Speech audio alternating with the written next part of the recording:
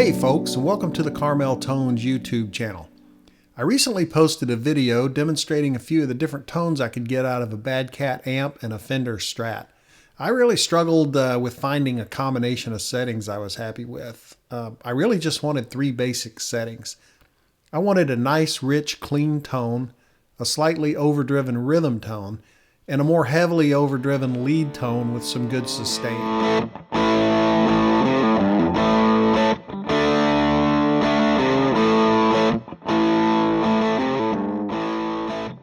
It was much harder than I expected to get that perfect tone I was looking for. This amp only has 7 different knobs and 2 switches. Granted, the Strat's a bit more complicated than most guitars, with 8 possible combinations of the 3 pickups, with volume and tone for each combination. But most guitars, including a PRS, have only 2 pickups with 3 possible combinations: bridge, neck, or both, with volume and tone for each.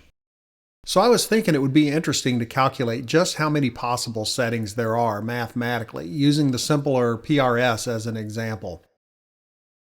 Well, it just so happens that there are billions of possible tones you can get from one guitar plugged into one amp. That's billions with a B. So this type of problem is known as permutation with repetition. And here's the formula. Basically N to the R power, where N is the number of elements in each set, and R is the number of selections of those elements. So to understand the math, let's start by looking at a simple combination lock, which technically should be called a permutation lock, but we'll ignore that for now. Let's say you have a 4-digit combination lock where each digit can be only one of 10 values, 0 through 9. But it is possible to repeat. In other words, all 4 digits could be the same number.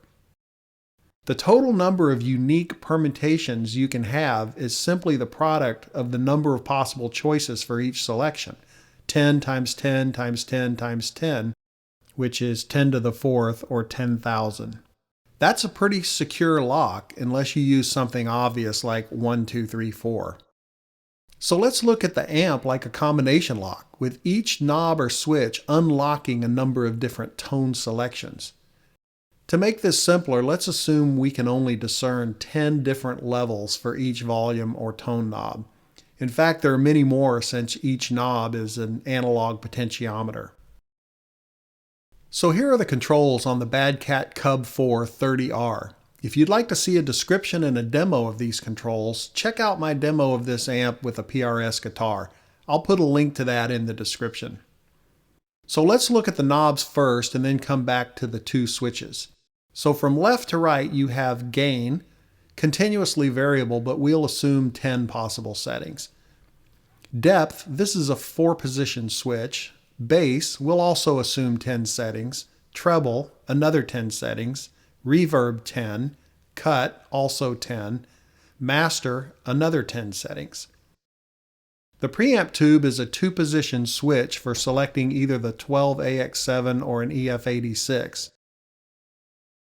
There's also a fat switch, which is a 2-position switch either on or off. So now we have our combination lock for the amp, so let's do the math. So basically we just take the 10 gain settings, 4 depth settings, 10 bass, 10 treble, reverb, cut, and master settings, and the 2 preamp tube settings and 2 fat switch settings, and multiply all those together. And that, my friends, gives us 16 million possible tone settings just for the amp.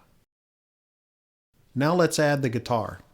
So we have 10 volume settings and 10 tone settings for each of the 3 pickup combinations: neck, bridge, and both.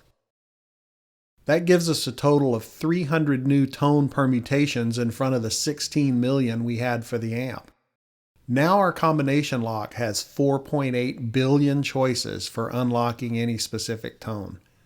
No wonder it's so hard to find that perfect tone you're looking for. But there is hope. Not every combination is usable. Some are too quiet, some are too loud, some are too muddy, some are too bright. So you can rule out a significant subset. But still, let's assume only 1/100th of the possible combinations are even worth exploring. That's still over 500 million possible settings. That's with one guitar plugged into one amp. We haven't even talked about putting pedals between the guitar and the amp, or in the effects loop, or some in front and others in the effects loop.